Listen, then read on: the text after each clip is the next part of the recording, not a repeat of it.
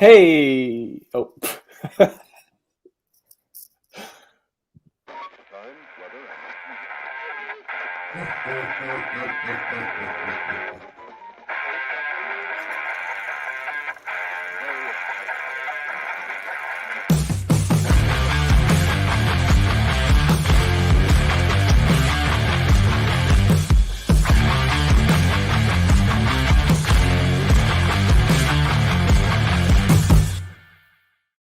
Hey! Did you hear me start Yeah. the thing? Yeah. Yeah. All right. So, because no one saw that and saw the intro, I started going, "Hey, welcome!" right when he was doing the little, whatever you call that little film. But either way, welcome to the Dastardly Dingoes podcast, the show about all things nerdy. We discuss nerd news, movies, TV shows, games, comics, and so much more. I'm Chad. And I'm Brian. Brace yourselves because we're about to get nerdy. So we're excited. Unfortunately, we are fortunately, we are without one of our co-hosts, Brian. Good riddance. Good riddance. He is out today. He's not feeling well. So we are taking over the show, which I'm extremely happy about because now we get to talk all kinds of smack about him and he's not here to defend himself. So I'm very excited about that. But I'm also excited one thing, are we going to do the Rising Tide? Do you have the? I don't have that one. Okay, everything's falling apart over here. Yeah, go to the Rising Tide Broadcast Network on Facebook, and you can see their schedule. There's shows every single day, and we are lucky to be a part of that group. So find some other great stuff to watch as well. Normally we do the card, and I do my hands and all that kind of stuff, but drop the ball on that one. That's all right. All right, so this week's guest, we are extremely excited to talk with and interview and find out more about him. He is a tireless promoter of all things indie comics. He is the host of the CreatorCon Q&A, the owner and promoter of the Suffolk, I think that's how you say it. Suffolk. Okay, in New York, either way. Comic and Art Expo, and an artist agent for Legendary Illustrations, which I believe he started himself, which is awesome.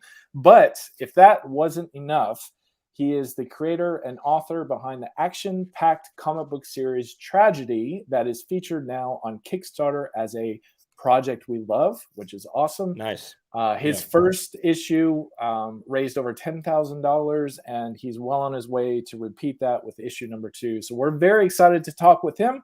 Please give it up for the multi-talented master of many, Phillip Russertt. Hi, how are you? Way to make an Irishman turn red. There you go. Well, welcome, Phillip. One of the things we like to do before we start the show, and this is something that Brian often does, but we're going to do it in his place. You are now, because you're on our show, an honorary dingo, which means we knight you now.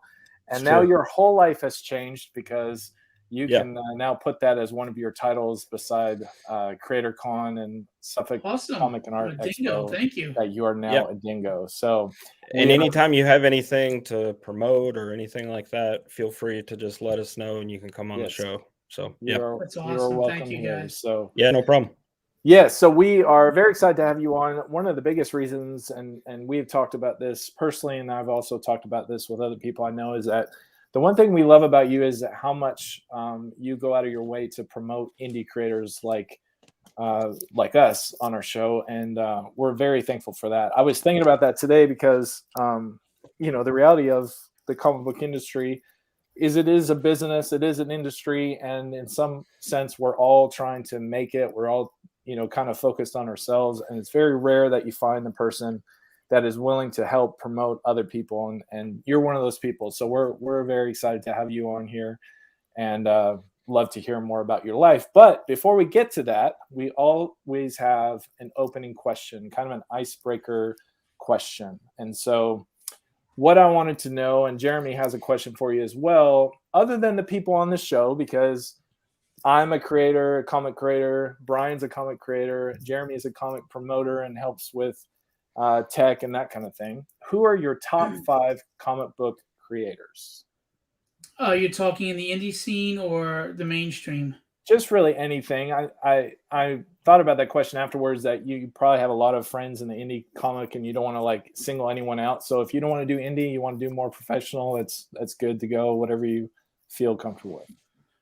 Well, first I want to say hi, Ted Davies. Thanks for coming and watching That's me right. blather at the mouth. Hello, Ted. So well, let's do this. Indie, I have to say that I just read a book from a guy, Christopher Elston, called Rabbit's Badass Song. And Nice. it really, really impressed me. Am I rude if I do this? No. No, go for it. Really, really impressed me. This book is so solidly written.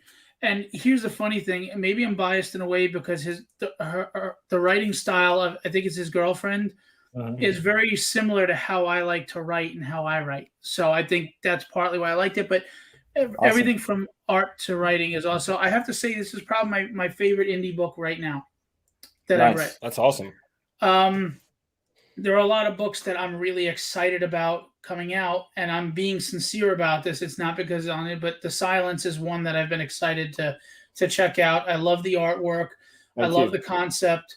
And it just looks really interesting to me. So I haven't read it yet, but it's something I'm anticipating with, positively. So awesome. Thank you.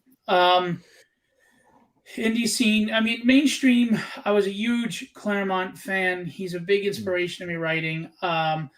When he was teamed with Cockrum and then John Byrne, to me, that's the best era of comics ever. I also love Peter David, and anything he's touched. His X Factor. The first X Factor run was even better, and then like the Hulk and everything. Those are the as far as writing creators in comics.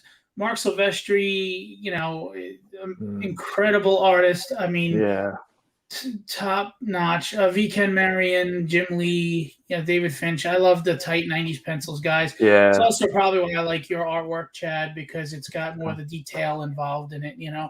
Yeah, thank you. Those guys were like a huge influence for me. When you say, like Mark Silvestri, like, I look at his stuff and obviously Jim Lee, but the thing about Mark Silvestri is the way he draws is actually very difficult. It looks, I want to say almost like messy, but it's not. Like, it's very controlled the way he uses like cross hatching and things like that. It just blows my mind, some of the things that he just keeps getting better with age. Yeah. I mean, he has not regressed or stayed stagnant. He just drew something for Tyler Kirkham's character. Yeah. And I was like, oh my God. Yeah. Tyler Kirkham's also one of my favorite artists. I think he's phenomenal. Yeah. He has a nice mix of a softer touch with tight pencils, if that makes any sense. Yeah. He has soft faces and he's not, not sharp edges and stuff, but he's detailed and he's amazing too. I mean, there's a whole list of guys, but so we don't, sit here all day on it. Those would probably be the biggest people I could say as far as influencing or just inspiring. Yeah, nice. That's a great list. Yeah. solid list. So when I was reading the introduction the other day, I noticed it said that you're an agent for another artist. So as an artist agent, what sort of characteristics do you look for in talent that you pursue? Does that make sense? Yeah. Well, I represent 14 artists, Legendary Illustrations. I started the company, as Chad touched upon. It is mine. I'm the sole agent because I'm the sole owner. It is a subsidiary of my Philbo Entertainment Promotions, as are my shows and everything. So there's two approaches. There are, an agent usually wants to see that you're ready to go for books with your sequential art and things like that. I'm not necessarily that picky because I want to help artists. I'm not here to make my percentage per se, but to help them. So I have guys that aren't quite ready with sequentials yet, and we're working with them and trying to get them up to par. And then, there's cover work and there's other avenues for artists. So I'm not picky like that. as far as like where your talent level is, although you do have to, I don't mean to sound cruel, you have to understand anatomy, you have to understand perspective, Right. composition. Yeah. I mean, Yeah. that's just basics that you have to have. And unfortunately, some people just aren't there yet. But what I'm more focused on, and I know this sounds silly, is who you are. I'm investing in you, the artist, and your family that you're trying to support off your art more Right. than anything. Because if you don't have the right attitude, or if your ego is going to get in the way, or if you're not the best of people, then I don't really want to work with you. No matter Yeah. how Yeah, you that the makes best sense talent. for sure. Yeah. Yeah, that's Sometimes not, it's more draining than anything when you have Yeah. somebody Absolutely. like that. Yeah. When this becomes a job like my 9 to 5 is, why am I doing it? It's sure Yeah. as hell not making Yeah. as much money as my 9 to 5. Right. And I do this because I love it, and I want to help artists. I mean, it's nice if I make money on the way, but I really do. I just want to help them follow their dreams, because I know what it is to. I'm 49 years old, and I'm struggling and fighting to get my dream come true now. So I Yeah. don't want anybody to struggle if I can help in any way. Yeah, that's That's not great. silly at all. I love that, because there's been so many times where I've shown my art to people, and I've had as many good critics as bad critics, and you always walk away from that being like, you don't know anything about who I am. Like, yeah, you're looking at my art, but you have no idea the hours I put in. You don't Right. know anything of who I am as a person. You might talk to another guy that's just as good or better than I am, that's a complete jerk. Like, why would you want to hire that person? And Yeah. so yeah, that's awesome. If you have the heart, and you have the determination, but you're not there yet, well, why wouldn't I try to nurture that and help Yeah. that? I mean, Yeah. everybody needs a leg up. I need a leg up Yeah, for sure. sometimes, right? So Yeah. why would I turn them away? If I were to turn them away because they're not ready yet, that means all I'm interested in is, are you able to make me money? Yeah, exactly. That's not my primary goal. Yeah. Yeah. So Yeah. And I think that helps the industry as a whole, taking that perspective you're taking, because then you just help artists get better, like, Yeah. who wouldn't want to work for someone that wants them to succeed? You know what I mean? you'd be Like, surprised. I guess. Yeah. I don't know.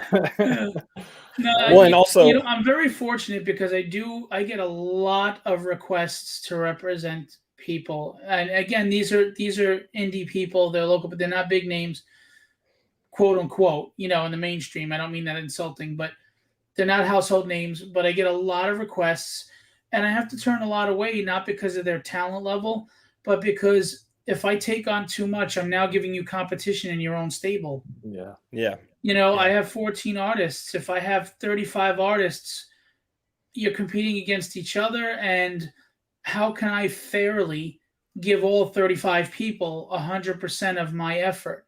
Yeah. I think Right. I'm slighting you if I do that. So I try to keep it no more than 15 artists at a time. Sometimes people decide to go do their own thing and they move on, but I try not to overwhelm myself, because then it's not fair to them. Yeah. Yeah. That's awesome. Yeah. Well, and that's why I started doing what I do, which is, help indie creators with their like marketing and make, videos to put on their Kickstarter campaigns or on social media and things like that, because there's some really, really great artists that just don't know how to promote themselves. They absolutely do not. And they're struggling against these giant machines of marketing, and I read indie comics all the time that it's like, this is better than anything that Marvel or DC or even, some of the bigger, but nobody knows indie, it's there.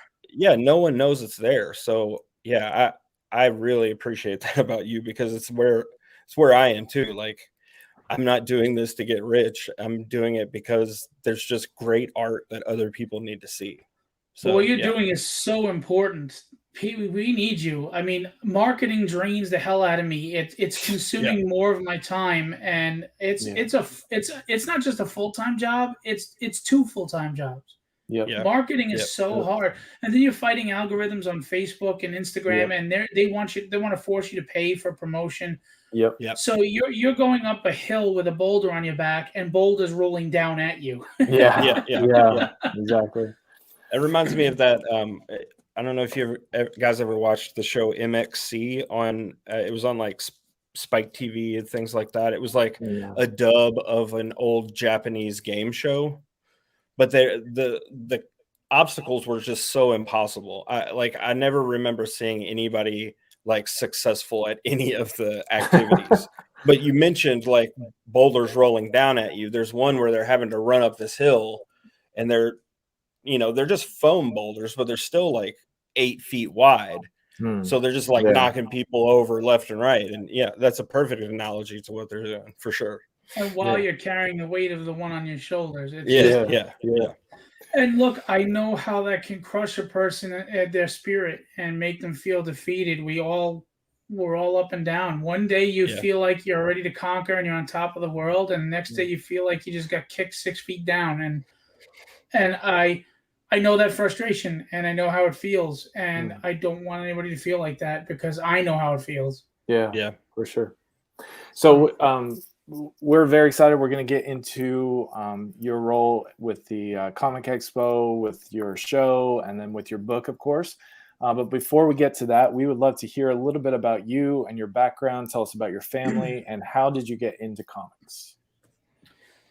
Well, first of all, I'm married to an amazingly beautiful woman who's well beyond my pay grade. Duct tape and chloroform go a long way. I have 2 beautiful kids, 9 and 7, Melanie and Kaylee, and they really are good kids. I mean, I know parents are biased, but they are good kids. I haven't wanted to dunk their head in the toilet once. That's good. So anyway, I think it was 8 or 9, and it was on. I don't know if you know what an Optimo is, but it's basically like a bodega, in New York. It was, and they had the newsstand racks where you had comics just freely open, right? So I picked up X-Men 115 with Sauron on the cover and Wolverine slashing at Colossus and Nightcrawler's jumping back, and 126 where they're all jumping, breaking through the wall from Mutant X. And I looked at these characters and I was like, oh my God, this is incredible. I hated to read as a kid, but I looked at these and I was like, oh my God, these characters are awesome. They're amazing. And, I bought those books, didn't read them, just looked at the art and loved them. And then all of a sudden I was like, I'm admiring this art, but I don't even know who these characters are. Right. So I said, to hell with it. I started reading. And then I fell in love with comics, Alpha Flight and Avengers and Spider-Man. And, and then I wasn't big on DC at first because they used to be really cheesy and corny. But in the 90s, they started to turn things around. I mean, there was some good stuff in the 80s, with Denny O'Neil and Neil Adams and stuff. But for the most part, I was a Marvel guy. I thought they were more relatable, more realistic characters. So I collected comics for, God knows how many decades now. And, growing up in my time frame, we didn't have the Kickstarters and the internet and stuff. Yeah. So there was no chance you were writing a comic. It was like unheard of, But I loved the idea of it. It was a movie that was still, it was the reverse of a movie. And I was a musician, singer, drummer, and I was fairly successful on the indie circuit, and that just didn't pan out. Wasn't in the cards, which is fine. And I started collecting art, as you can see behind me, and I started to get to know a lot of the big names in the industry. And I started to become friends with them, talking to them, chatting with them, how's your family, meeting their families. I'm investing in them and they invest back. They invest in you and you become friends. Some people you're friendly and some people you're friends. But either way, there's a respect there. In 2017, my local comic store, I don't know, I wanted to help. And I was like, listen, I know this such and such person, this such, and some big quote unquote household names. I said, I'm sure if I asked them, they would be happy to maybe like do store appearances, or why don't we get rent out a small VFW, like the Veterans Hall. Yeah. And you could be the sole vendor and the sponsor of the show, and we'll just surround you with these big time artists. And he was like, that would be awesome. He unfortunately backed out of the situation after I got all these artists on board. So I was like, all right, you want to do it, do it yourself. So I was thinking about, well, where do I want to go with this? Because now it's not solely about this comic guy. And I was like, I was always frustrated with Comic Cons because they were becoming pop culture to where comic books were becoming obsolete or secondary. Yeah. So I'm the type of guy that when I don't like something, I don't complain about it. I go do it the way I think it should be done. And if it should be done that way, then I'll succeed. If that's not how it should be done, then I won't succeed. Yeah. So I got a hotel, a hall, and I had a bunch of big names there and indie names. I support everybody equally. Artist is artist. The only difference between Chad and David Finch is David Finch got his break. Chad just didn't get it yet. So invited He some just needs to learn how vendors. to draw better. That's all. Thank you, Jeremy. Appreciate it. Yeah, no problem. And we won't even get into the writing. No, I'm just kidding. And I got comic vendors, and the show was a success. And I did another one 6 months later, and that one blew up. I tripled my attendance, and then we did another one right before COVID, and that was a blast. And we get big names. I've had Jim Steranko and Adam Kubert, and and Joe Rubenstein and Scott Williams and Alex Sinclair, and we get names, but we also get good, really solid, talented indie guys, and I mix everybody in. Like if Chad was coming to my show and he said, "Oh my God, I'm a huge fan of Dale Keown and he's going to be at the show." All right, I put you next to him. You sit right next to him, because I feel like, what if you and Dale hit it off, and one day Dale needs someone to do ghost art for him? Like I need somebody to do my backgrounds. That's a way in the door. Yeah. We may need to talk after this show at some point. Well, like there's a local artist in Jersey. His name is George Vega, and he loves Mike Hawthorne, who did Immortal Hulk and Daredevil and Deadpool and Superior Spider-Man, who happens to be an awesome dude. He didn't do cons, but he decided to do mine for what I'm not gonna get. He told me because he liked my approach and everything. Oh, Larry Stroman is calling me right now. Sorry, Larry. Man, So I said, talk to Larry Stroman on the show. That's pretty awesome. you want me to put him on? I say, hey, Larry, we're live. No, that's all right. That's awesome, though. So I sat George next to Mike Hawthorne, and they're friends on Facebook now, and they're always interacting. And you never know, Mike someday might say, George, I can't meet this deadline. I need somebody to render my backgrounds. Yeah. You never know. And that would be awesome. I mean, we all just need a little of that, Yeah. So my shows got successful, but then COVID hit, and we were on hiatus, and I was not allowed to work because I was doing home care. The state shut me down for 18 months, mind you, but still wanted their mortgage and their taxes and everything. So right. So I started CreatorCon Q&A, the live show, and I invited all the people that I know and I'm friends and everybody on, and also the indie people. But the funny thing is, in the beginning, indie people didn't want to be a part of it, and I was like, why? And they all kept telling me they were intimidated. They're like, oh, you're getting Eric Larson on there. What am I going to bring to the table? I'm like, what are you talking about? We want to hear your story. We want to see what you're working on. Yeah. The reason why I got the big names is so there was an audience there when I brought you on. Yeah. Because if I bring you in front of 3 people, I'm not doing a lot for you. I wanted to get them in front of 100, 300, 500, Yeah. So the first show we had Scott Hanna on. We had 1,600 views, and it just took off from there. We had fun. I just wrapped it up with my last episode, though, because I can't maintain all this anymore. It's just too much. Yeah. I was approached by someone once about being an art rep. I wasn't ready, but at this point I was. I started Legendary Illustrations. Sorry, I think they turned the shower on, if that's what and a lot of artists were interested, and just took off with that. And I represent Chris Graves, for example, and I got him on Vampirella for Dynamite Comics, and he's an amazing artist and a great guy. When I say I got him on, I got him the introduction, I got him the audition, but he got him on because his art is what sold the editor. So let me rephrase that. And it's just been awesome since. And I got really sick in January. I know this is long. I'm sorry, but you asked me. No, it's perfect. Yeah. I got deathly sick in January, and it really was bad. And I was hospitalized for a week, but I was in bed for six weeks. And I always felt this like gnawing frustration, like I wasn't meeting my potential. There was something missing, and it was creating. So I was like, I used to be intimidated by the thought of writing. That's why I really commend people who write books. It's an intimidating process because it's hard to write well. It's hard to put a book together, and then you're bearing your soul to put it out there so people can either crap on it or like it.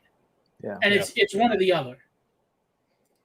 So I said, you know what, though? I don't like to live in fear. I'm trying to teach my daughters that. And I'm laying here in bed and I just almost died. Who gives a crap anymore?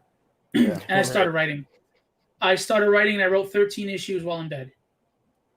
And I'm at 17 right now because I'm back to work with 3 jobs. So I don't get to write as much right now. But yeah. And the funny thing is, tragedies, her aesthetic, her design just popped in my head. I was sitting there and this image popped in my head and I was like, whoa, that's pretty freaking cool. What is that? And so the tragedy mask was on her, the theater mask.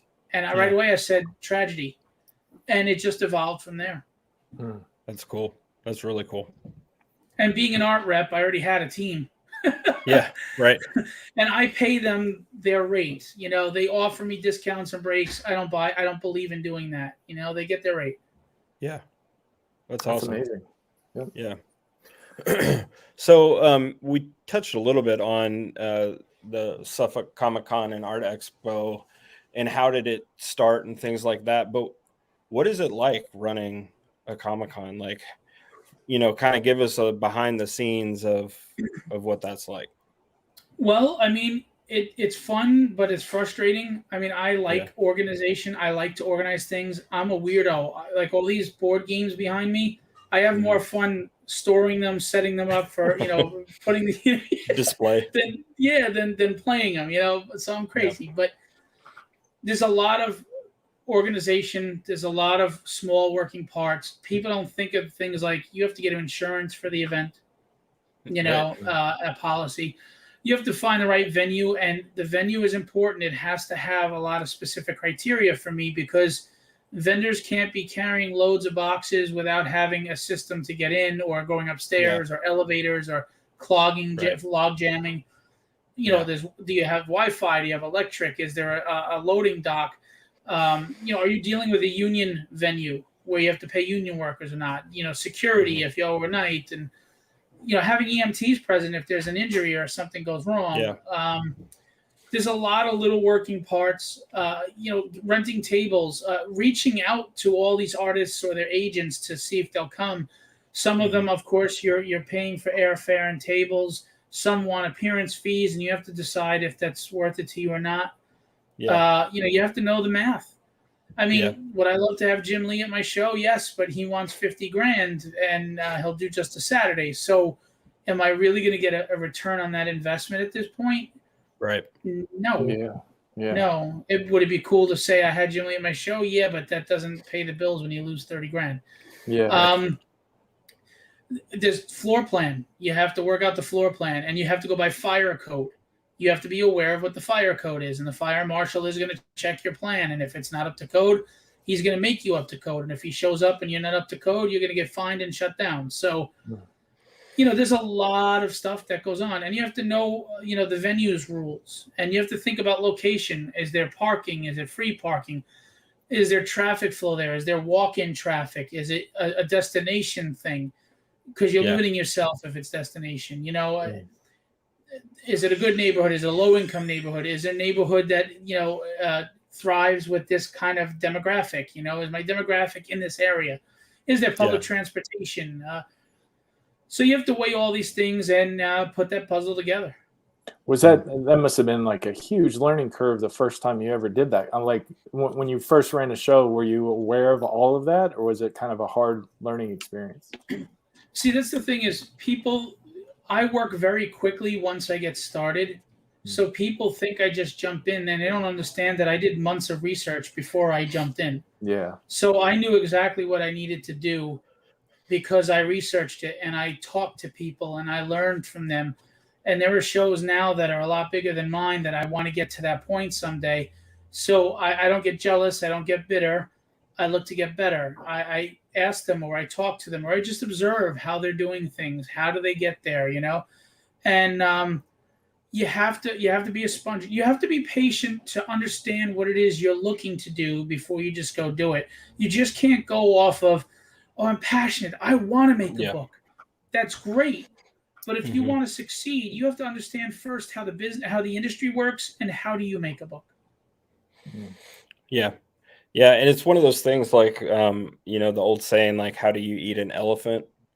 One bite at a time, And I think a lot of times people step up to one of those things. Like you said, I'm just super passionate, but they're not able to see the goal is like a chunk at a time. It's just this huge thing that is standing in the way of what they want to do, and they just give up. So, yeah. And that's you have to set realistic goals and realistic time frames for those goals. You have to, it's like I try to tell my daughters, you walk into a room and it's a total mess, right? You feel overwhelmed. It's too much. No, it's not.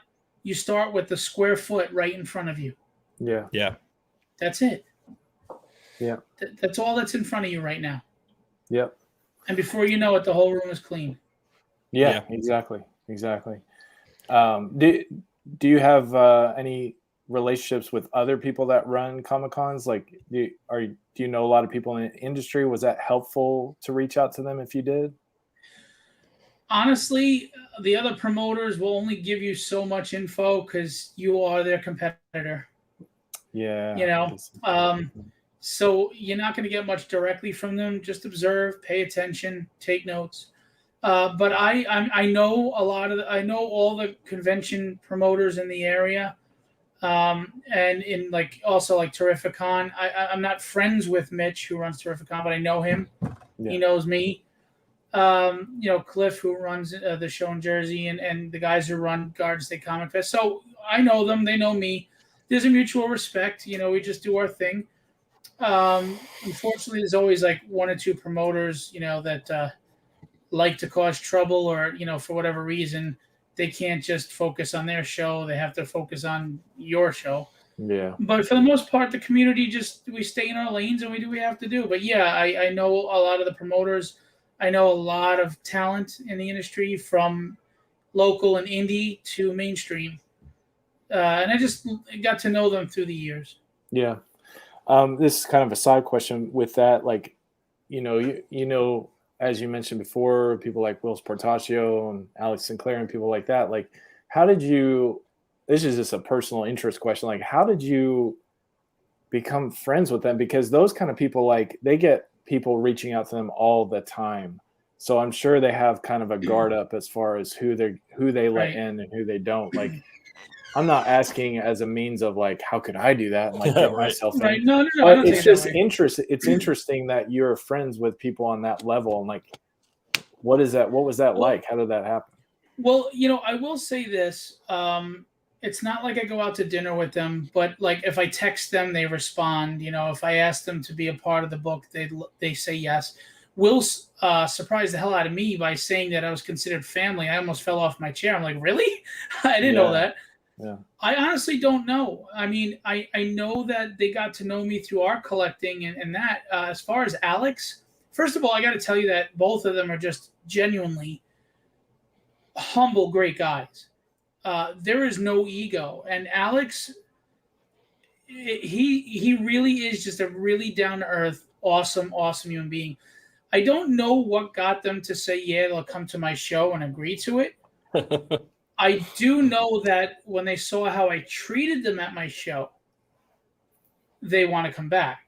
Yeah. And I think that I genuinely invest in people because I do care. It's not a ploy. It's not me being fake saying I want to be the white knight and the hero so that you worship me, or putting on a facade. Right. I genuinely am investing in people, and I think that makes them want to invest in me back. And people are smart enough usually to know when you're full of crap and when you're sincere.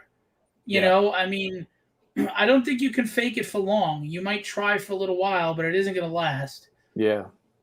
Because the effort I put in is too much work for it to be fake. Yeah. Yeah. I had an opportunity several years ago. We did just a free comic book day, and I was able to be at a store here locally, and David Mack was there, and we were sitting together at a table, and we got to talking and just became friendly and that kind of thing. But it was always weird after that, because if I would see him at a show, like, it was this, as a creator, as an indie guy, like you have this weird, like, I want to like say hello and be friendly. I also know who he is. Like, I know that he knows people. So there's always that temptation of like, hey, why don't you talk to your people about my stuff? It's always the other thing is, like, I don't do that. Yeah. I never, if they offer me a break or a deal, I fight with them, or I try to reciprocate in some way. Yeah. So I think they trust that I'm not trying to use them for their name, their fame, or their talent. Like, I don't try to name drop. I mean, I don't sit there and say, "Oh, I'm buddies with Alex Sinclair." I'm not going to lie to you like that. Like, if I text him, he'll respond to me. But am I having dinner at his house or seeing him for the holidays? No, I'm not. Yeah. If I see him in New York Comic Con, is he inviting me out to dinner afterwards? No, he's not doing that. Yeah. So, you use the term friends loosely. Like, we're friendly. He likes me, he respects me, and vice versa. Yeah. But, we're not like good bosom buddies. And that's, most of the people that I deal with. But I think it's just a mutual respect. And they respect and appreciate. I don't try to use them, because a lot of people do. They try to act like they're friends with them so they can say, look at me. And you know what it is I don't want to be known as, oh, you're friends with big names. I want to be known for my accomplishments, for who I am. And some people want to be known by their association with somebody. I don't. I want to be known by me, what I've done. I think it's hard for indie creators, because it's pushed on us so much, like, to get that break, and you never know who you're going to meet, and you never know who's going to come to your table. You never know what conversation is going to mean. So you kind of get hyper aware of, like, what connections can I make and that kind of thing. But is this an opportunity that I need to capitalize on? Exactly. And it makes it like really impersonal and kind of creepy a little bit. And so you're just like off in the corner. And that's what I felt like with the David Mack. Like, I'd see him at a show, and I always felt like I'm creeping on him just because I want to go talk to him and like. But see, you're putting up an own wall for yourself, because David Mack is either going to think two things: this guy's an annoying, creepy fan, or this dude is pretty cool. Yeah, and he's not going to know if you feel that way. I mean, don't go in with expectations. Don't go in with an agenda. Just go meet another person, because at the end of the day, David Mack is just another person. Yeah. I don't celebrity worship. I respect a career. I respect a talent, but I don't celebrity worship. And I'll respect your talent, Chad, as much as I would respect David Finch's talent. Yeah. Does his name carry weight when I'm doing business? Of course. Yeah. Of course. But do I see David as anybody different than you as far as it being just a human being? No. And he's not. He's a really nice guy. So, that's it's awesome to see that with you, and just how I've kind of watched from afar, your interaction with just common people on every level. So it's really helpful for people like me. So I appreciate that.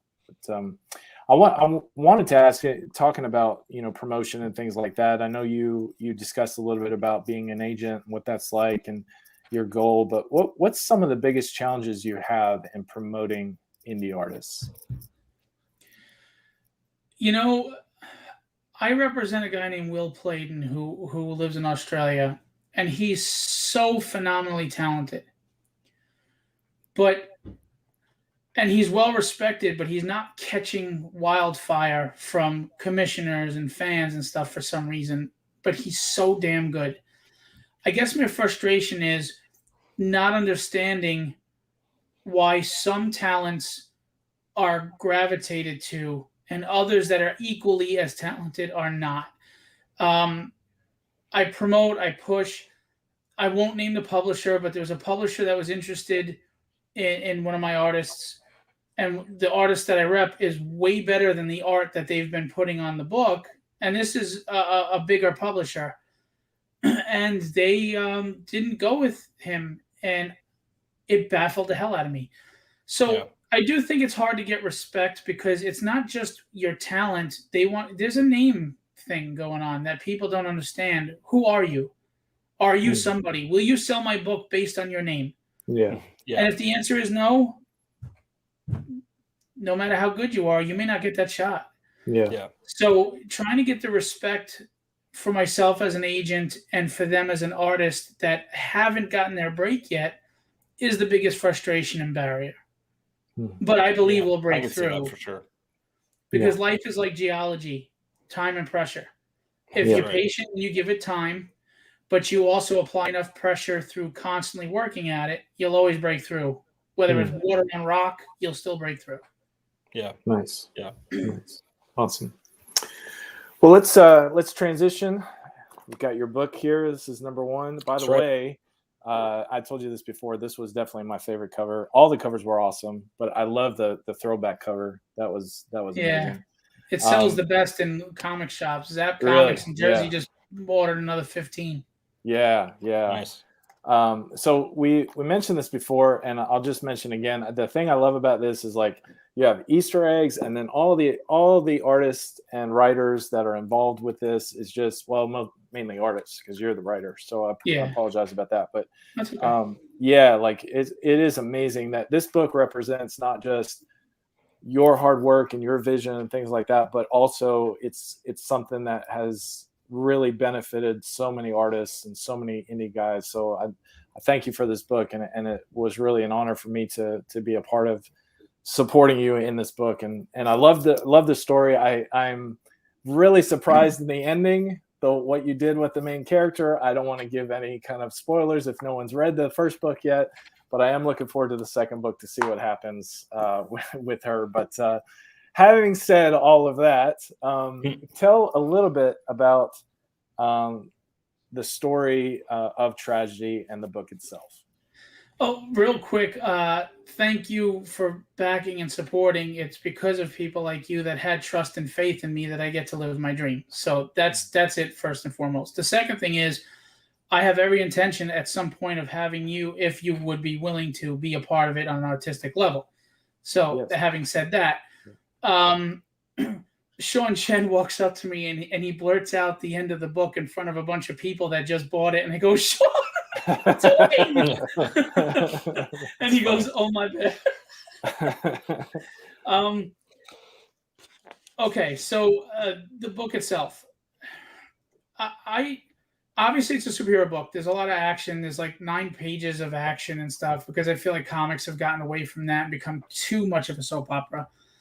I also think there's a lot of boring exposition and unnecessary stuff. So I think the pacing is good and I get to the point, but I'm writing for the long game. You're not just going to get everything thrown at you. You're learning this character in tidbits and the way she responds to things, etc., which I think is more realistic.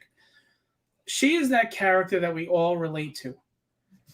She has her moments of triumph that you're going to share with her. She has her moments of failure that you're going to join with her. Yet, as you see in the book, she's dealing with a life that was stolen from her. And a life that she hates now. And her adoptive father is a sociopath. And she has trust issues. She has father issues. She has confidence issues. She has the frustration and that underlying anger that just you can't get rid of. She's not at peace with herself. And how many of us feel those things? One minute you feel like you're on top of the world, and the next minute you feel like you've been stomped a mud hole in your chest. But your strength is not that you win every fight. It's that you still continue to get up and fight. I mean, how many people get up every morning and they're like, I don't want to face this job in this day. I want to just roll the covers over my head and act like life isn't there. I just want to disappear. Yeah. That is so hard. The strength it takes for a man or a woman to get up and face that day that is just sucking the life out of them is so hard, but that's true strength. Well, that's her. That's Grace O'Connor. She's all of us. I really mean that. That's not a tagline. I mean, a lot of her is me. A lot of her is my wife. But I think she's relatable to every man and every woman that's out there at some point in your life. That's cool. And I also got tired of 2 things that typical stories do. the bad guys usually just lose easily, like He-Man and Skeletor's the example I always use. Skeletor cackles and runs with his tail between his legs. Well, then how is He-Man, or how can you relate or root for He-Man? How is he a hero when he's never been tested? He's never been challenged. He's never known what loss is. But we love Empire Strikes Back because the bad guys kicked their butt. They won. The bad guys won. And you're like, well, how do they get out of this? And the other thing I can't stand is the bad guy's always this insurmountable thing to beat. And then the last fight scene in the third act, the hero's getting their butt kicked, and like that, all of a sudden they're winning. I hate that. Yeah. If Grace O'Connor has villains or adversaries that she can't beat and is never going to be able to beat them, because you don't just magically become better. Breath of the Dragon is her adversary in this first book, and he is the baddest MFer. He is. Yeah. I put him up against any character, Wolverine, anybody, because he has an ability that you are going to find out about in book 2 if you go with me on this journey. That I'm telling you, you've never seen used before like this. And I'm so confident that if you find a publication in an American Western comic prior to my creation of this book in February, I will give you an issue of your choice for free. Nice. Nice. All right.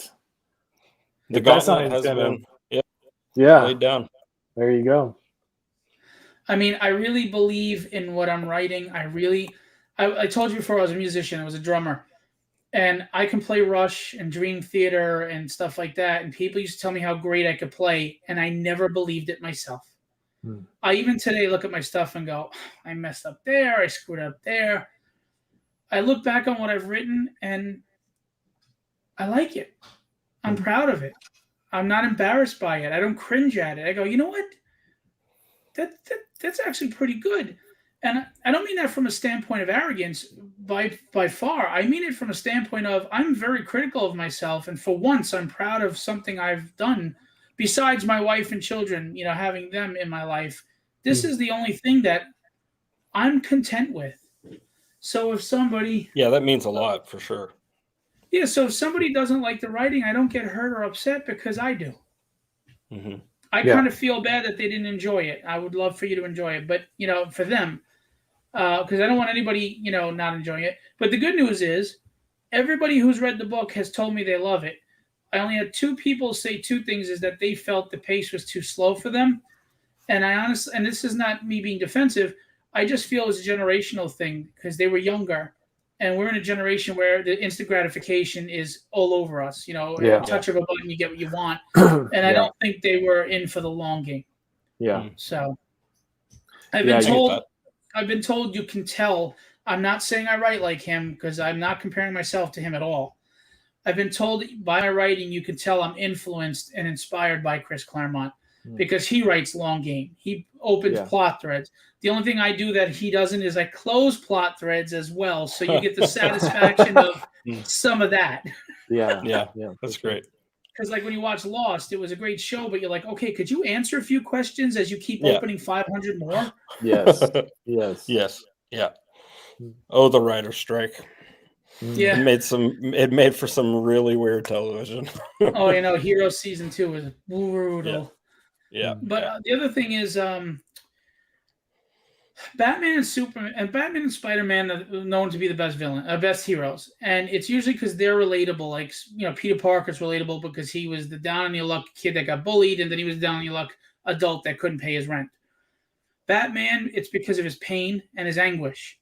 And it's because you want to believe that a man could become a god or beat a god, right? Mm-hmm. So they're relatable. But what puts them over the top is their rogues gallery.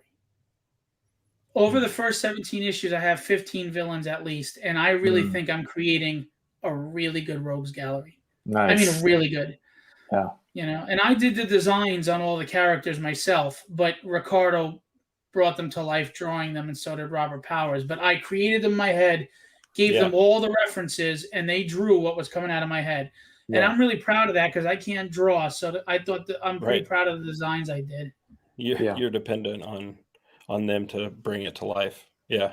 That's got to Sorry. I was going to say that collaboration part of it has to be kind of it has to be, you have to be able to do that well, working with other people.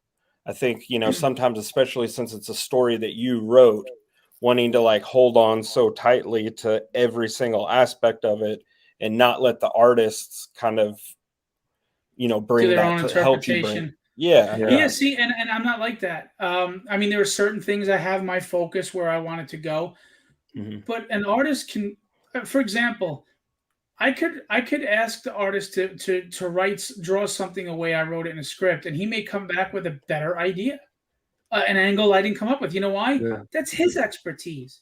Right. He understands sequential art. I don't. I mean, I do, but I can't do it. Yeah. So I think books become successful just like rock bands when all the team members understand their role and their egos are put away for the greater good of the project, and we're content in our role. I'm the writer and the creator.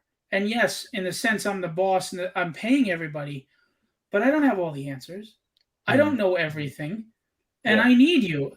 Look, this is an aesthetic medium. I could be the greatest writer in the world. Who gives a crap?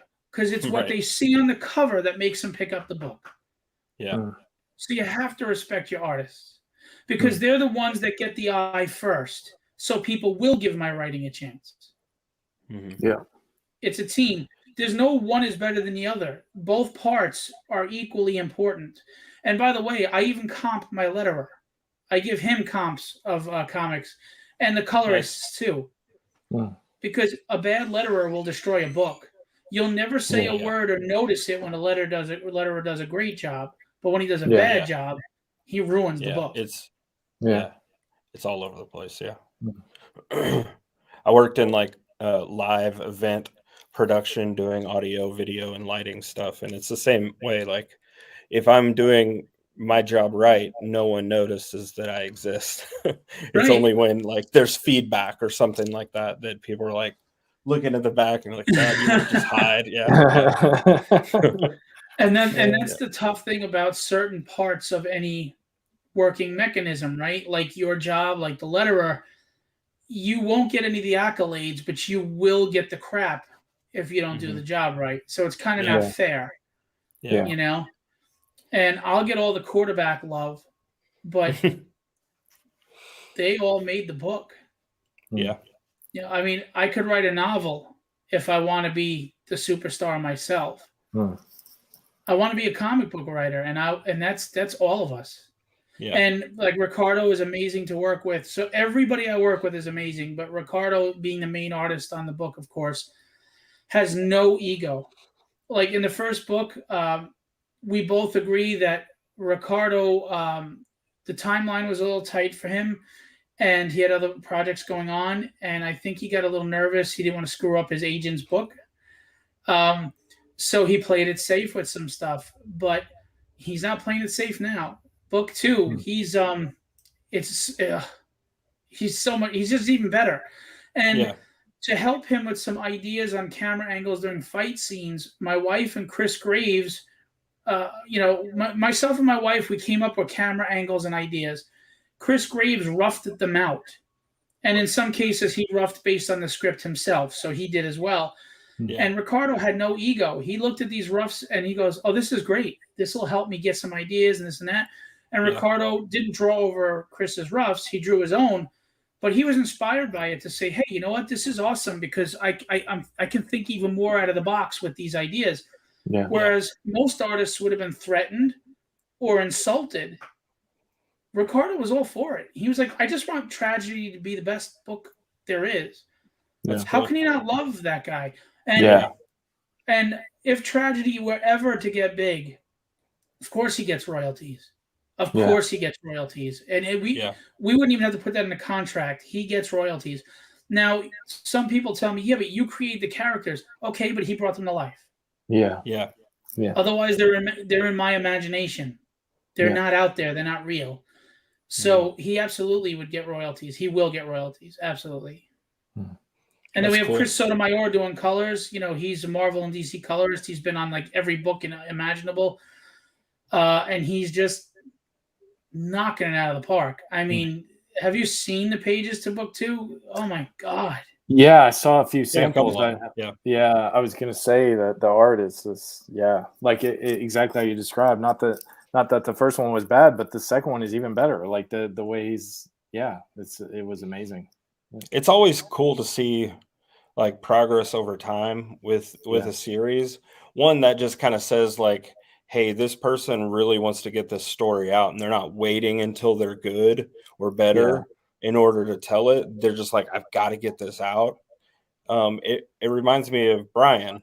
Yeah. You know, Yeah. I have the copies of the like black and white of the first 3 issues of his comic, and I've known him since we were in middle school, and I saw things that he drew then, and each episode or each book is just like he's just jumping so far each time, and that you just want to like get behind that more, those imperfections that are being fixed and better, like that makes you more relatable, I guess, if that makes sense. Like you're not this guy that was just like this art god that descended and made these comics that look perfect. You're just a Well, it's person that wants Rocky. to tell You're a rooting story. for him to finally win the fight. Yeah, for sure. They're going on the journey with you. Yeah, for sure.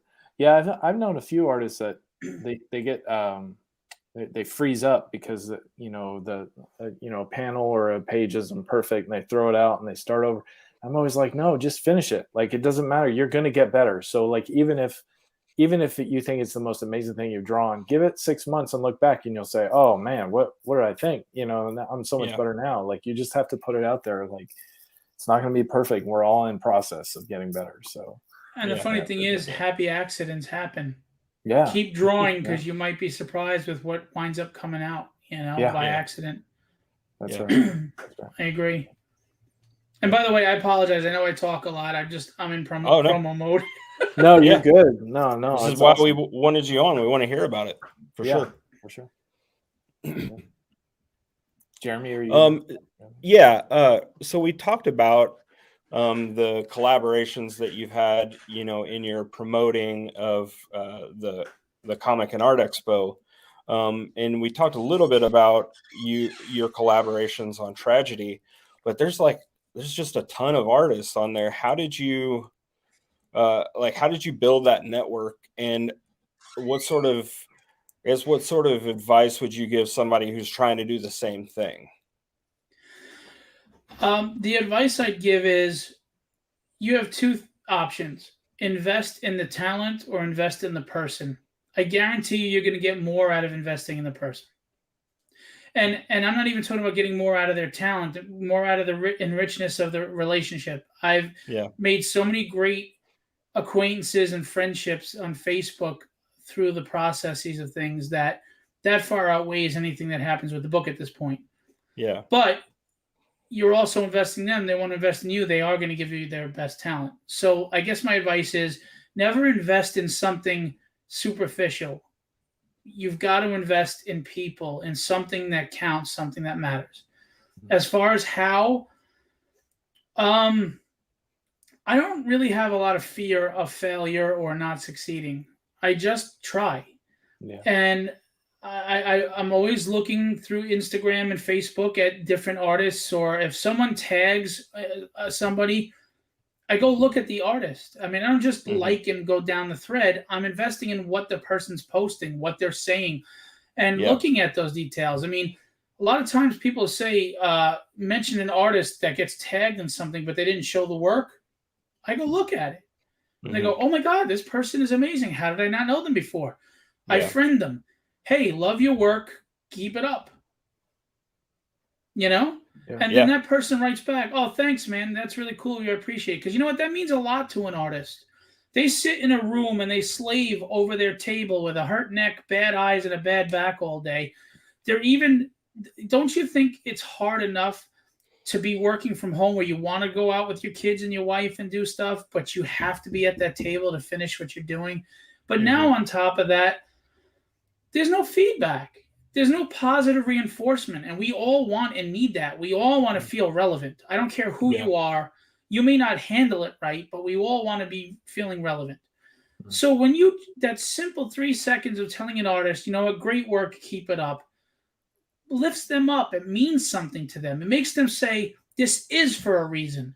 I am behind this table for a reason. And it doesn't hurt to give that message to somebody. Yeah. You know, write the comment in their post. Awesome work.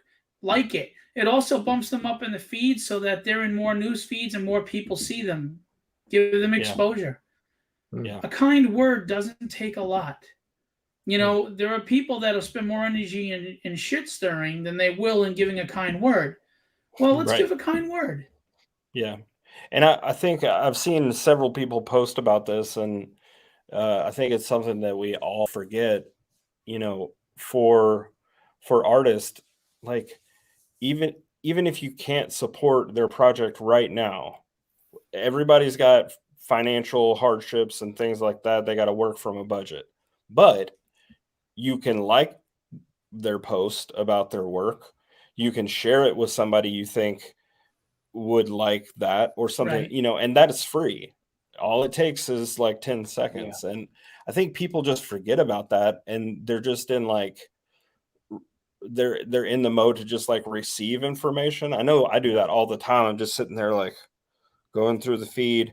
I'm seeing things that my friends are posting. I'm like, oh, that's really cool. I could say push the thumbs up button on the screen and actually let them know that I think it's cool. I don't know. It's so strange that we get so numb to that. Like, don't just react in your head. Like, do something about it. I think it's a combination of things. Some people are voyeurs because they see how much something can go wrong so quickly with some people on social media that they just try to stay quiet and out of it. Some people are shy. But here's the thing. Most people, they want to be heard. It's back to that relevance thing. They want their voice to be heard.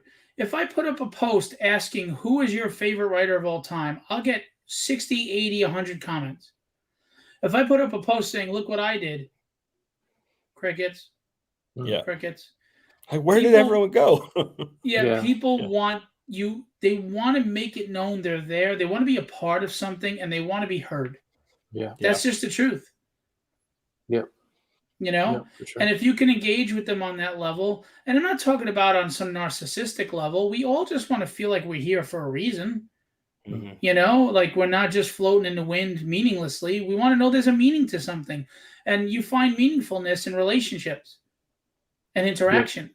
You know, you find validation and substantiality through reactions. So, and that's just everybody. That's just human. So, you know, stop talking to, I'm talking to death, but, you know, stop talking at people and maybe listen to somebody for a little while. It's awesome. So give us the big picture on Tragedy. Tell us a little bit about your writing process, your schedule. Like, what's it look like for you through a week? Like, how many hours do you spend in writing, and how in the world did you get? Well, you said you got 13 issues done, but what issue are you on right now with the writing, and like, how did you do that? I'm on technically issue 17 of Tragedy are done, and one other issue of some other characters that I spun off into a one shot that I might make their own book out of. So 18 issues. When I was home, I was granted, I was broke. I'm broke now, but I was granted the most important commodity as we learn as we get older, and that's time. Writers get mad at me about this, but I will sit down and in 8 hours write an entire issue. I just write it out. I hate you. I was always a good on the fly storyteller. Like I would be the one that sat with kids and made up stories. And here comes my cat. Sorry. So I guess once I realized not to be afraid of the writing and just write, I just have fun with it. I just write for fun, and what comes out comes out. I mean, I rarely do, but sometimes I go back and go, that didn't come out right, so let me change that. But it's pretty much that's it. By the way, Chris Graves, I was speaking of earlier, he's here in the chat. What's up, Chris? Oh, yes. Nice. Yeah. So as far as writing right now, I haven't had a lot of time, which has kind of been depressing me, to be honest, disappointing me. But I'm going to start making that time. It's just difficult. I work 3 jobs. I have children, my wife, my home, and everything I'm doing in the comic industry. So I have to make more time for it, and I will, because, someone was like, well, why are you writing 17 issues? Cut back, slow down. I'm like, why? First of all, I'm enjoying it. And second of all, why? I mean, what if I did get picked up someday? I've got 17 months worth of material. Right. And it makes the story that much better because you already know what's happening in the future. So as each issue comes out, you can go back and change some things or whatever because you already know like what the I was going to say what the end is like, but do what? I'm sorry. No, you go ahead. I was going to say the end, but how many issues are you planning, or is this like an ongoing for as long? It's an ongoing. I have stories in my head, at least 30 issues in. Okay. Awesome. And I'm constantly coming up with more ideas. And I have other stories that are not tragedy that I want to do at some point. Yeah. But she's my baby, and I just put her out, and she deserves my focus right now. If I was trying to build my publishing company, then having more titles would be beneficial. But I'm not. Phillip Entertainment is just, it's my blanket company for everything I do. I want to put out tragedy. So that's my focus. But,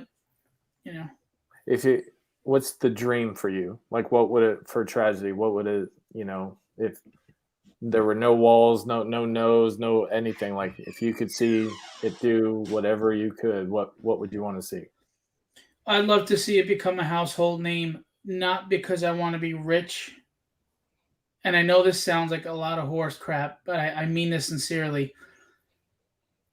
If a person could come up to me and tell me that they love this book because they feel like it relates to them and that they could relate to it where they felt like I understood their pain or what they're going through, it would be so fulfilling. And I'm very fortunate, though, because there's one person, she's a very talented artist, and she told me what she got from the book and how it related to her, and she totally got it. She totally got it. And that's cool. Would I like to do this for a living and not have to work my day job? Yeah, damn Skippy. But for her to have gotten it the way she did and relate to it, that was just amazing. And I do think it would make a good Netflix show, like in the vein of Daredevil. I'm not lying. But it is not an urban action tale. There are metahumans, there's magic, there's mysticism. It goes into spirituality, sort of like a Buddhism. I mean, I'm not a Buddhist, and I'm not pushing religion, but just the whole spiritual nature of things and what you put out into the world and things like that. That's in there. I've researched the first emperor of China because we deal with some of that stuff. There are immortals. There are magic. You have no idea where this book is going. You're only on issue 1. Issue 2 is about to come out. And I promise you, this is a fun ride. It's entertaining. And there are moments in this book, like my wife and other people have read the first 17 issues. And they go, there were so many moments where like, holy crap. Well, that's so cool. Like, yeah. Yeah. And I love stories like that. And I'm a big cornball with that. And my wife was so scared when she went to read the first thing, like, how am I going to tell my husband he sucks if he sucks? Because she knows I want the truth. She knows I want the truth no matter what, even if it hurts. And she knows I'll know if she's lying. Yeah. Right. So she read the first issue and I was nervous, like, oh God, I hope this doesn't suck. And she goes, this is good. This is really good. And you could tell she was like, oh, thank God. That's great. Oh, there's so many times that I've shown a drawing to my wife, and at first I used to get so frustrated because I would draw this thing and I would show it to her, and she would say some off the wall thing like, "Is that a horse or what is that there?" And there's no horse in the drawing, and I'm like, "No, what are you talking about?" And then I would go and show her what it was, and she's like, "Oh, I see it." But the good thing about that was, and I joke about this, and we both joke about this, she's like my lowest common denominator in the sense that she's not into comic books. So if she looks at something I've drawn and she can't understand it, then I know that it needs to be fixed. So it's always a hard blessing to have someone critique it that way, but it always makes it better. And that's why you should always hire a third-party editor, even if you can edit yourself. Like I can edit a book, but I won't edit my book because what you just said, I know what I'm trying to say. Yeah. So it always makes sense to me. Yeah. But the reader who doesn't know where this is going or what it's saying, it may not make sense to them. Yeah. Yeah. Right? So always have that third party set of eyes. It only makes things better, and you have to put your ego aside, Yeah. to get better. For sure. But you know when I knew that I was doing something right with the writing, and I won't drag this too long. I apologize. I know we're probably longer than you want to. Oh, no, it's fine. Go for it.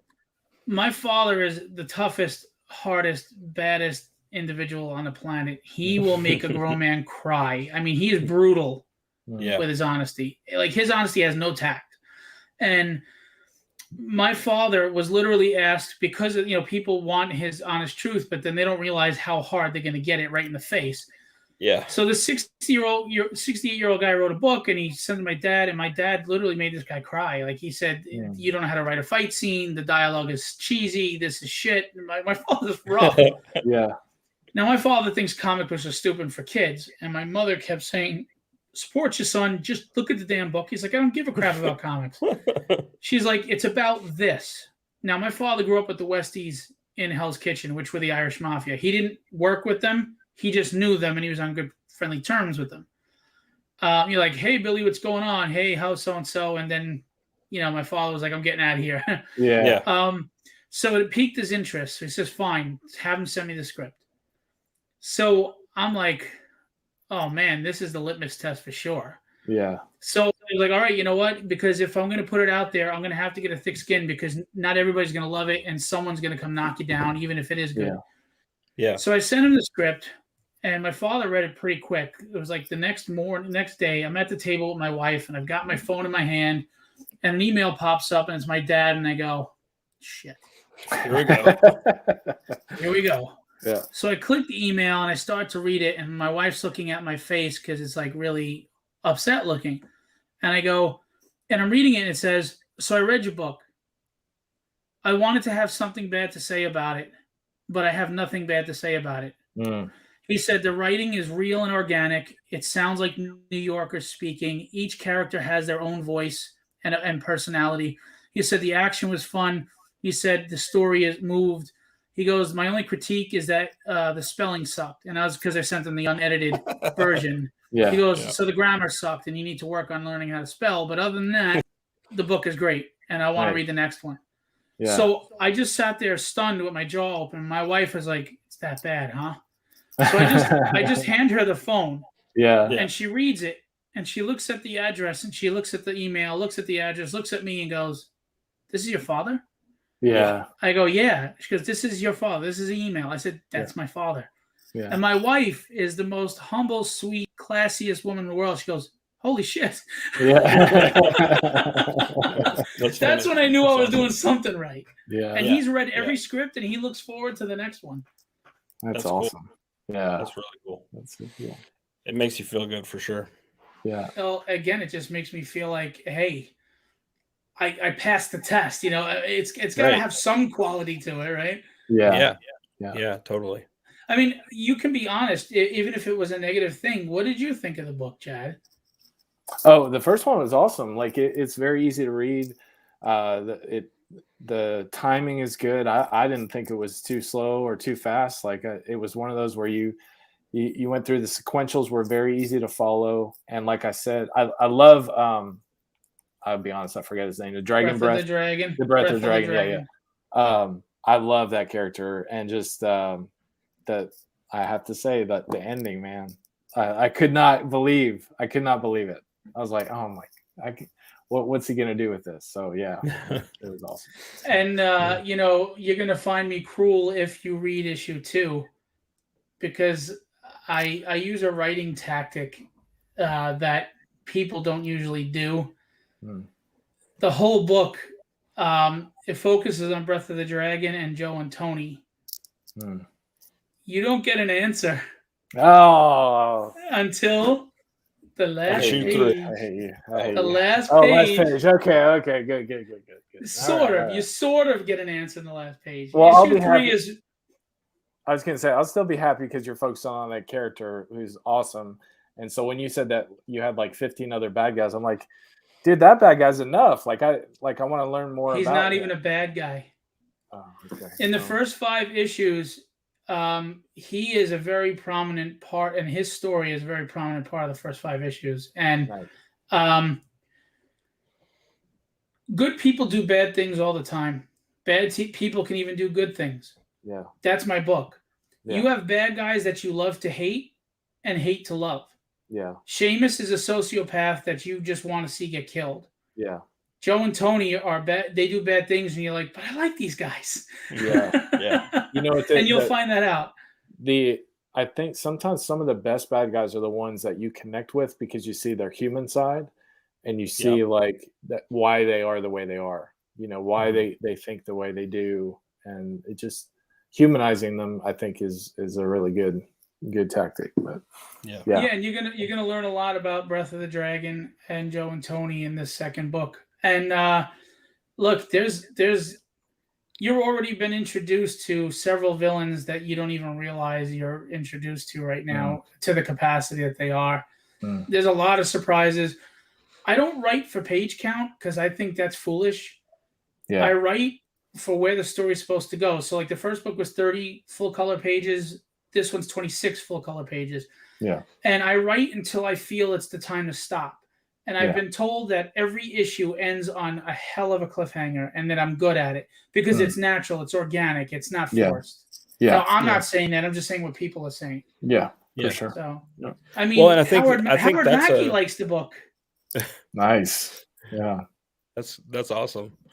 I think it's a strategy that, you know, even some of the TV shows that we watch nowadays, you know, back when it was all just like broadcast television, everything was like a half an hour or an hour or something like that and kind of had to like fit into these very different size boxes. But now, you know, Disney does it with some of their Marvel stuff, like Falcon and the Winter Soldier. Like every episode was a different length of time. And I think the reason why they do that is what you're saying is like, I don't want to just try to fill up 30 minutes. I want to make this thing to where you've completely hooked them for the next episode.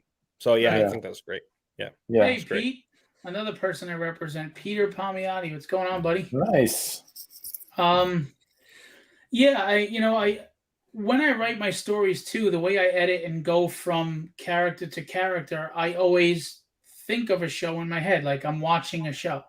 The way I edit from scene to scene, the way you go from Grace's story to Joe and Tony to Breath of the Dragon to, it edits in the sense of how you'd be watching a Netflix show or a Hulu show or whatever. Because it's just, I don't know, it's just how I write, I guess. And I've been told that my scripts are more like writing for a book or a screenplay than it is a comic script, which there really is a fine line between the two anyway, a screenplay and a comic script. But I don't know. That's what people say to me. Again, I'm not bragging or saying it about myself. I'm proud of what I wrote, but I don't think I'm the greatest writer in the world. You know, people blow my doors off, but yeah. Well, we're super excited about it. I'm personally very much looking forward to book 2, and it's live on Kickstarter right now. That's right.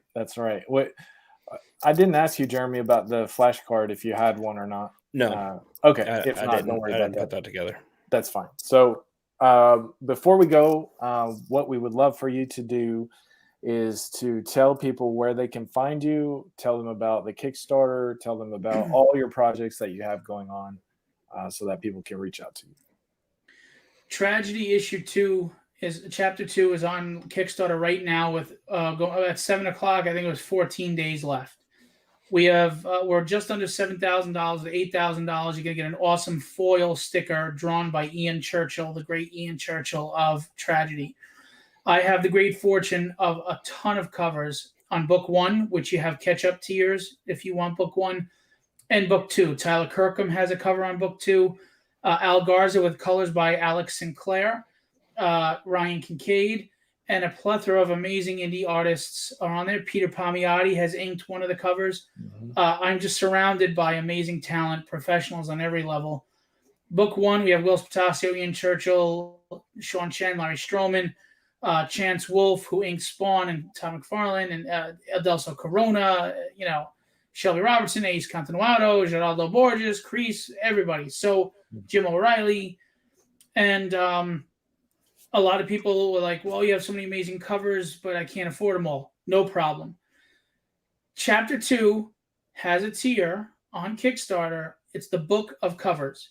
45 covers in there with all the names I just said and more, as well as a wraparound cover that kicks ass by Chris Graves. And we have it in the gray tone, or we have it in the colored version by Russ Cassidy, because both were amazing. I couldn't choose. So you get 46 covers, really. And it's a cheap, you can get it as a PDF. So if you have a great printer and you want to print up any of the pages, you can hang them on your wall, or you could buy the physical book. We have books 1 and 2. We have catch-up tiers where you can mix and match variants from book 1, and match it with a variant from book 2. We've got foil covers. We have sketch covers for artists or art fans, and it's sketch material that is friendly to artists. It absorbs ink. It absorbs color. It does not bleed. It's easy for the pencil on the paper. It's $10 for a sketch cover, but if you want to buy 5, you get it for $40, so you get $2 off each cover. If you're an artist, you turn around, you sell it for $60 to $120 with whatever commission you get. It's a no-brainer. We try to make it affordable for artists. We love artists. I appreciate artists. So you get books, you get art. Last campaign, we gave out, there was 12 free pieces of art through stretch goals. We're offering that again if we hit them. Again, we're about $1,200 away from an amazing sticker from Ian Churchill's cover. And I don't think we'll make it, but 14 grand is the Tyler Kirkham mini print. I will make it a foil for free if we got to 14 grand. And I'm warning you, if we get to 14 grand, I'm going to do the most horrible Irish jig on my front lawn. And I'm going to videotape it. That's awesome. So it's on Kickstarter right now with 14 days to go, guys. Please get us to 8 grand. Get us to that next stretch goal. I want to give you free stuff. Who doesn't want free stuff? Yeah. Tell a friend if you're not interested. Share it out. Anything you could do to help. Nice. Yeah. Oh, Legendary Illustrations. Peter Palmiotti, Chris Graves, Will Pladen, Motto Zapata. I mean, I guess I can't name them all right now, but go to www.blegendaryillustrations.com. You can hire them for work for hire, sequential work, cover work.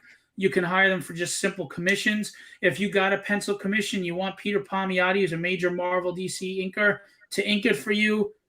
We got digital colorists like Sigmund Torrey, Motto Zapata. We've got amazing artists.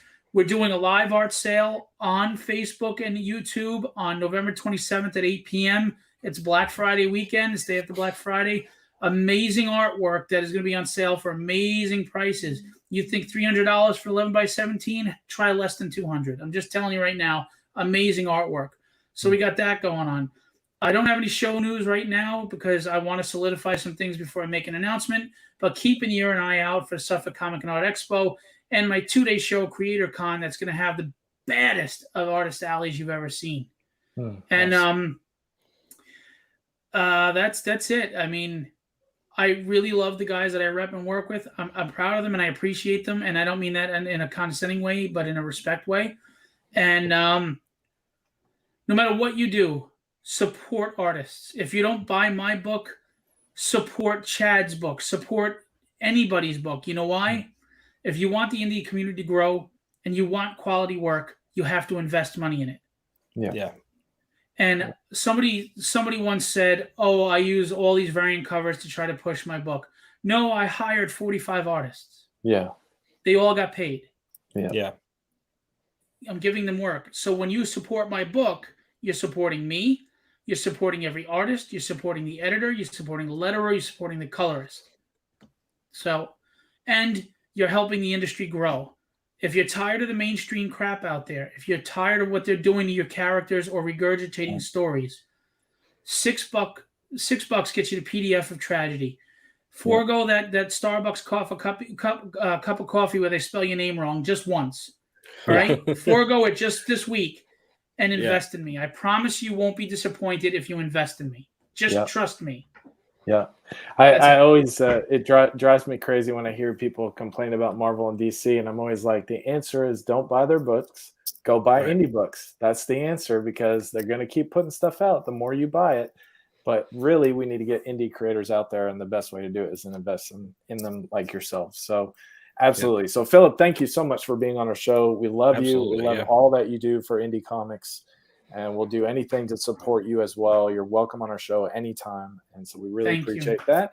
And we want to thank you all for tuning into the Dastardly Dingoes podcast. Remember to hit like, subscribe, and share this show and our other shows with your friends. Hit the bell to get notified when we have, so you can know when we have a new episode. And have fun, be safe, and remember, kids, indie comics are the best comics. See you all next time. The silence. That's right. Support it. That's right.